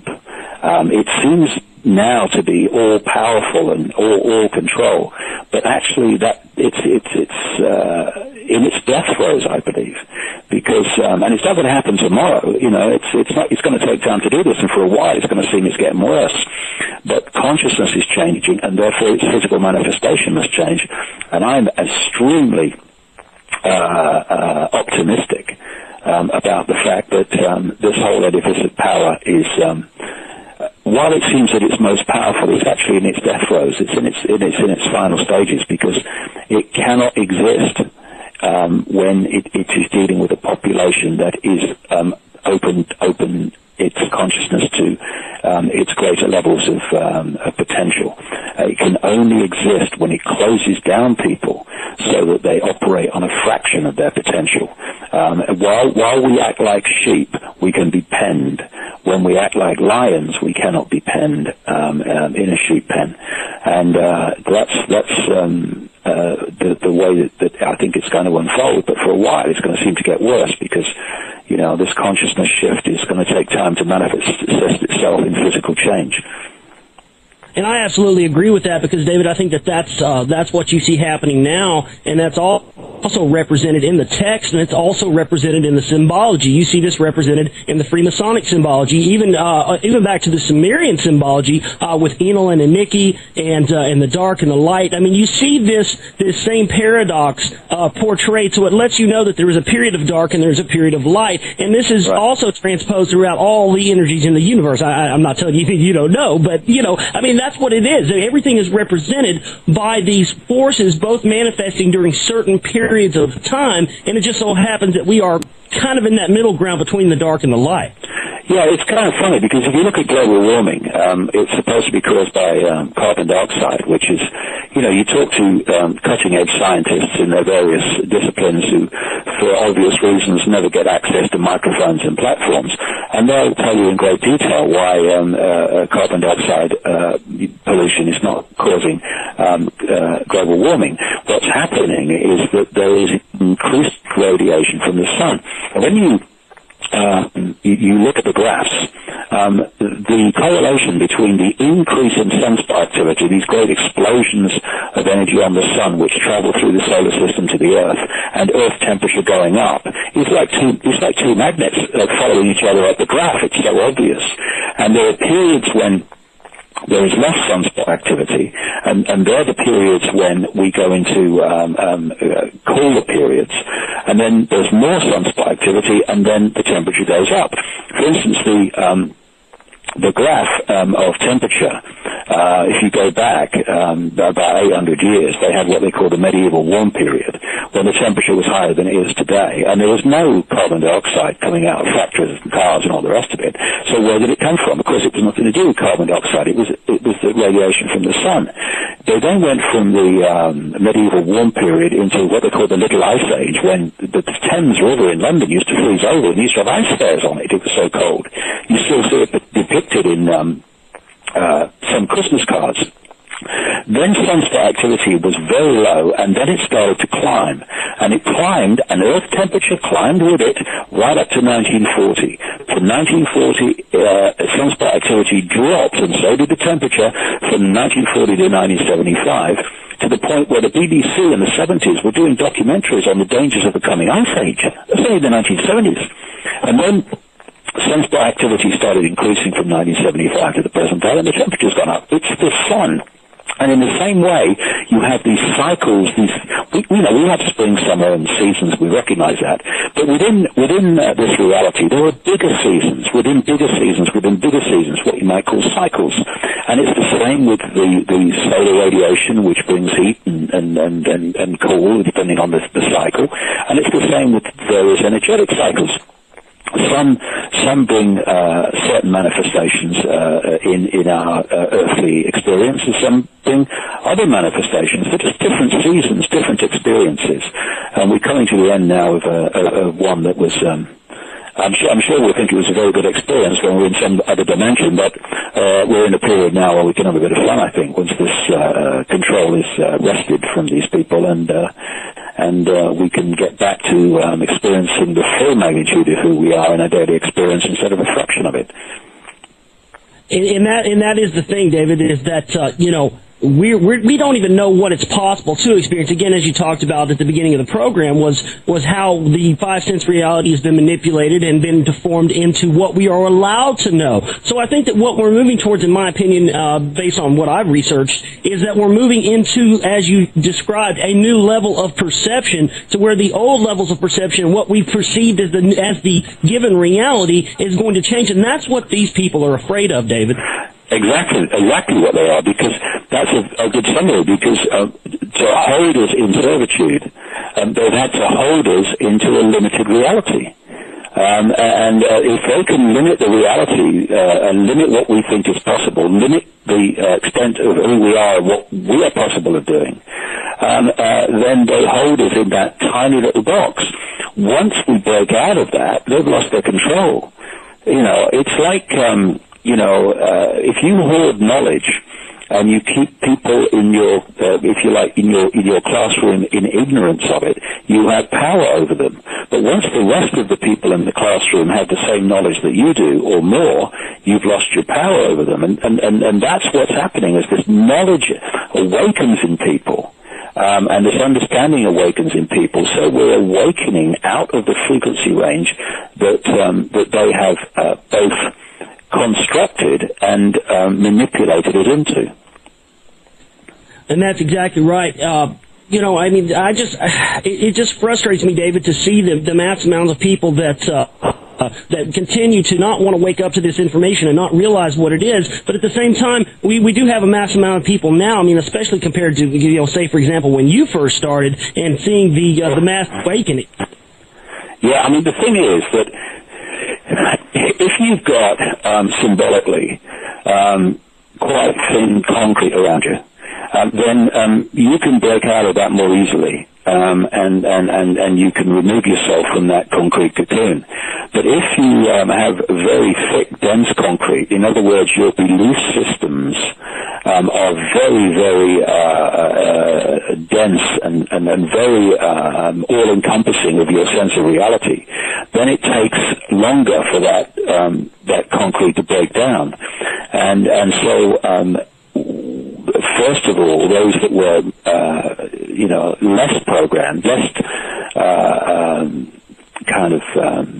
mesmerized by this reality, they started to wake up first. But I have to say that we have reached the point where people are now waking up at real big time and opening their minds to so many things they would have laughed at before, who even I, a few years ago, would have said, "Woo, if that guy wakes up, I'll be amazed." Well, they're doing it now. And so, there are still vast numbers of people, enormous numbers of people, who are still imprisoned and enslaved by their belief system, which manifests energetically as these like concrete energetic cocoons that they live in, which disconnect them from the infinity that they are. But, this vibrational change is getting quicker by the minute, and we're going to see some amazing transformations in the next few years of people who will be listening to this show tonight and go, "That guy is completely insane." And I've had that. I've had people say that to me and come back a year or so later and go, "Sorry, mate, I get it now." And we're going to see some amazing transformations as this energy starts to really pick off even the most densely enslaved people. Well, we're coming up on the top of the hour break here, David, and I want to encourage everyone to check out your website. Do you have time to stay with us for one more segment? I've got someone coming to see me in about 5 minutes. 5 minutes. All right. Well, that's good. Then we hit it right here at the end. Well, David, I just want to say what an honor it was to speak with you, my friend. And it's a real pleasure. It really has. It's been great. It's wonderful talking to someone with an open mind that you can discuss these matters with without someone always, trying to put you in a position where you're defending yourself. And so many mainstream interviewers, they think they have to make their name by challenging you and all the rest of it. And what you're doing then is you are going to a point where you're not able to get over information that you normally could. And this show has been absolutely brilliant, and I thank you for it. Well, thank you, David, and that's what it's all about, is expanding the knowledge together, David, because it's going to take each and every one of us together taking this understanding and taking this knowledge to take this world back, and I thank you, and I wish you the best of luck in your continuing journeys, my friend. You too. I hope we talk again. I do too. Thanks a lot, David. And ladies and gentlemen, Mr. David Icke joining us on the program today. What an amazing interview. Thank you again, David. And it was wonderful. Check out his website at davidicke.com and get his new book. We're going to come back and discuss this. If you'd like to discuss the interview, you can give me a call at 1-800-451-1567, and we'll have a discussion, talk about the interview, and some more news here on the Global Reality on the Truth Net Radio Network. My name is Josh Reeves. Stay with us. So without further ado, ladies and gentlemen, Mr. David Icke. David, welcome to the program. Thank you very much. Pleasure. All right. Well, it's good for you. Good to be here. And, there's so much to talk about, David, and there's so much to get into. And, you're just an absolute wealth of knowledge. And I really want to get into everything today, David, and go as deep as you feel like going, Okay.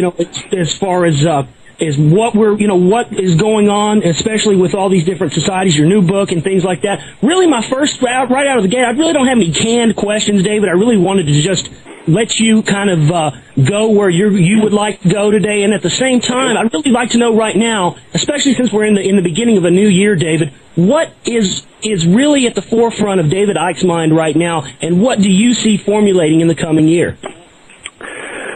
Well, we're at the fork in the road, really, because there is an enormous number of people who are beginning to open their minds to things that they would have laughed at or dismissed or ridiculed not too long ago. And I've been a barometer for this because I started talking about this the best part of 20 years ago, and it was like talking to a wall for many years. I was talking to very small audiences. In fact, I went to Chicago once to talk to 8 people. I mean, I think you could sell newspapers and get a bigger audience than that.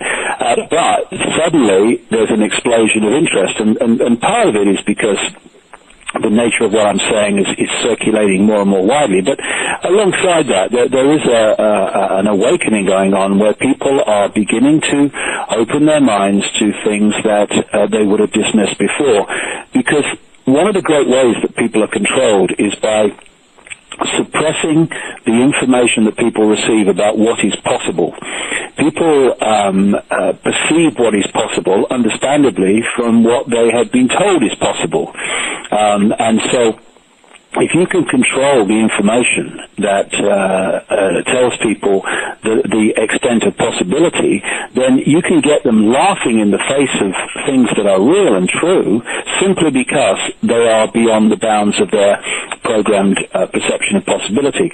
And so minds are teasing open now, and they're beginning to see that the world is not just a little bit not like they thought it was. It's nothing like they thought it was. And people talk about the power of information. I can tell from experience that when people have explanations for these apparently, on first hearing, far-out concepts and far-out ways of explaining the world, once they have the information to back it up and to explain it in ways that does, it acts like a firewall in a computer. People in China can't access vast amounts of the internet because it's firewalled off to stop them accessing it. And it's the same principle. So this guy, Tom, once he's in that programmed state from the hypnotist, his eyes are bringing in the information to the brain of everything in that room, of the walls, of the other people, of the furniture, of the pictures. And they're all being decoded into a holographic reality, which he's experiencing, except one energy field, which is that of his daughter. So his daughter stays in his reality at that time in her energetic state and does not get decoded into a holographic level, so therefore he can't see her because she's operating outside of his frequency range of his eyes, which is very, very small, what we call visible light. So he couldn't see her because he didn't decode her. Now, once you get into these deep, deep levels of the illusory nature of reality, and you think that there are networks of people behind the scenes in the shadows who fundamentally understand this principle of how we create reality, and through suppression of knowledge and information for centuries, right up to the present day, the population in general is kept in ignorance of this. They are in a massive, massive position of power because they are manipulating people's reality without them even understanding what the reality is, never mind it's being manipulated. And this is happening with advertising, it's happening in the media and all the rest of it. And it's happening with things like 9/11, because 9/11 is a mind game. It's manipulating vast numbers of people to believe the official story of 9/11, so their perception of reality comes from the point of view that 19 hijackers that overwhelmingly couldn't fly Cessnas suddenly manifested the ability to fly wide-body jets. And that gives them a certain perception of the world. So we must go into Afghanistan to get the person we're telling you was behind the 19 hijackers that couldn't fly. Oh, yeah, I agree with that. Oh, yeah, we support that. Whereas when you're in a receipt of a greater picture, i.e. it was an inside job, suddenly you're saying there's no justification to go into Afghanistan.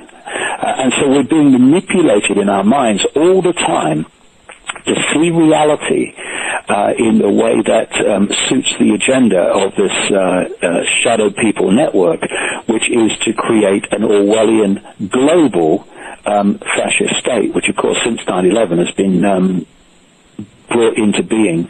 They haven't heard before because the system suppresses it.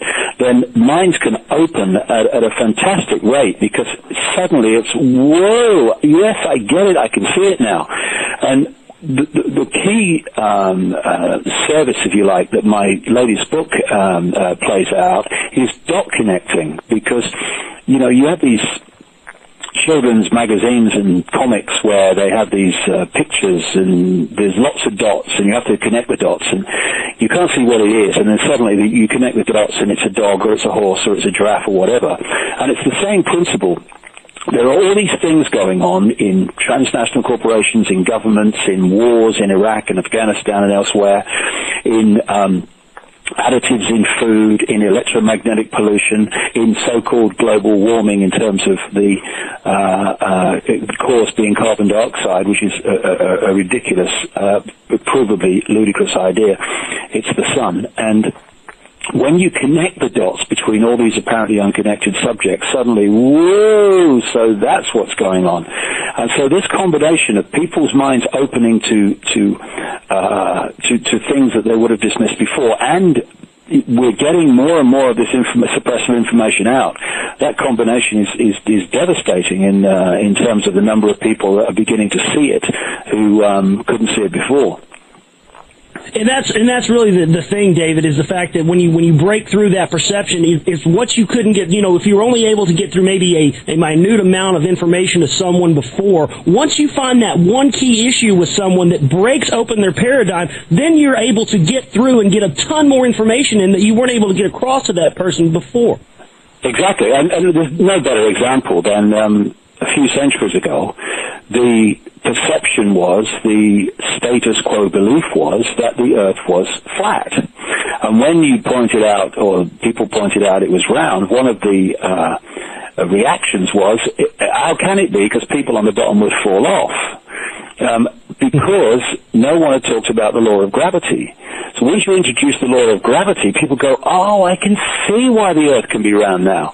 And this is the period that we're in, where all this suppressed information, thank goodness coming out through the Internet, programs like yours, is starting to show people that these apparently, on first hearing, incredible revelations about the world are actually supportable once you see a greater spectrum of information than you're getting through the mainstream media and mainstream education and all the rest of it. I mean, how incredible can it be that I can tap this table next to me and it seems as solid as anything, and yet it can't be solid because it's made of atoms, and atoms have no solidity. You know, this is the great head-scratching thing. How can this solid world be made up of atoms that are just pockets of energy and have no solidity? The answer is because the world isn't actually solid. It has the appearance of solidity because we are constantly decoding electromagnetic fields and energy fields and thought fields into this holographic reality that we think is real and solid, but it's not. It's a construct that is going on in our minds. It's the same principle as I look out my window now and I can't see episodes of Friends or the news or whatever coming through the trees. But if I press the zapper button and I tune my television to one of those frequencies that those programs are being played out on, bingo, up on the screen they come. they're pulled out of the ether, out of the atmosphere, and I suddenly are seeing pictures. Now, the same principle is what we do with our reality. We are decoding frequency fields, thought fields, energy constructs into a holographic reality that only exists in our minds. It doesn't actually exist outside of that, just as programs only exist on the television screen. You look at the Internet, we think of the Internet as graphics and websites and text and colors and all this stuff, but the only place the Internet exists in that form is actually on the computer screen. Everywhere else, there are electrical circuits and all the rest of it. And it's the same with our reality. The only place that it exists in this physical, so-called physical solid world that we think we're experiencing is actually in our minds when we decode it. And there's an amazing story. It's not amazing, but it is. If you come from the perspective of the world is solid and everything is kind of real as we experience it. It was a story that I've told in one of my books, and it was told originally by a guy called Michael Tolbert, who wrote a brilliant book from a scientific perspective called The Holographic Universe, where he pulled together the scientific supporting evidence that this whole world is a holographic illusion. And he told the story of a party that his father had for friends, and they had a stage hypnotist come along. And the stage hypnotist got people to do the things that they do, eat an apple, or eat a potato, rather, and think it was an apple. Now, the way they can do that is they implant into the subconscious mind the belief, the sense of reality that they're eating an apple. And this is the thing, we don't taste with the tongue, we taste when the taste buds have communicated their information to the brain, which decodes it into taste. This is why you have things in this big additive in food called monosodium glutamate, which is described as a flavor enhancer. How it works is to trick the brain into decoding more taste in the messages that it's receiving from the tongue than is actually there. Flavor enhancer, it's tricking the brain. They know how this stuff works. And so when we look with our eyes, or think we do, the eyes are passing information to the brain, which then constructs reality in places like the visual cortex.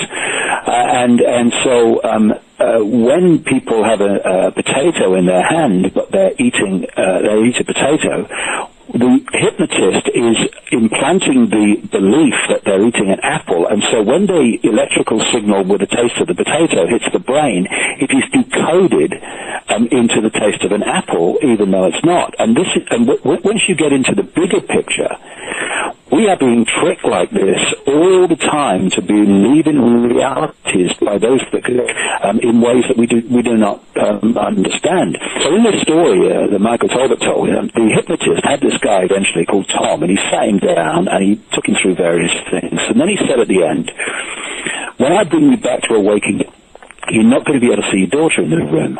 At which point he brought the daughter to stand right in front of him, so he's looking right in her belly, and he goes behind her, and then he says to Tom, can you see your daughter in the room? And he's looking around, and he can't see her. And she starts laughing, and he can't hear that. The hypnotist then put his hand in the small of her back, on the opposite side of her from her father, and said, Tom, can you tell me what I'm holding? And he looked at him like strange, because it was so obvious. Well, you're holding a watch. He says, there's an inscription on the watch. Can you read it? And he peered forward. He read the inscription. Now, from the perception of reality that we are given from birth to death through the mainstream media, through mainstream science, and through mainstream education, what I've just described is impossible, but it's not. Because what had happened is that the reality is a energetic reality. It's magnetic fields, electromagnetic fields. It's an energy construct, and we are decoding that into holographic reality. Now, when the hypnotist has implanted the belief into Tom's brain that his daughter's not in the room,